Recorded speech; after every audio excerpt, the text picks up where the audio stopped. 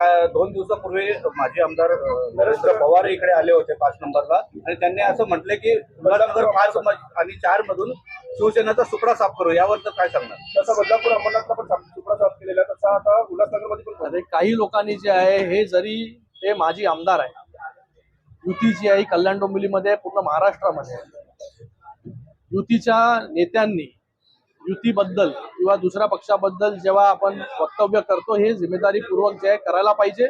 आम्हाला देखील बोलायला खूप काही आहे, पण युतीमध्ये आम्ही लढतोय कल्याण डोंबिवलीमध्ये, ठाण्यामध्ये, मुंबईमध्ये आणि उल्हासनगरमध्ये युतीमध्ये लढत नाही. काही ठिकाणी जे आहे युतीमध्ये लढतोय, महाराष्ट्रामध्ये काही ठिकाणी लढत नाही. पण सगळ्या वरिष्ठ नेत्यांनी युतीच्या जसं नगर परिषदेमध्ये आपण प्रचार केला की कोणावरही टीका न करता पहिल्यांदा महाराष्ट्रामध्ये अशी निवडणूक झाली की एकमेकांवरती टीका न करता या निवडणुका ज्या आहे महायुतीने जिंकल्या. जास्तीत जास्त जागा ज्या आहेत त्या महायुतीने जिंकल्या.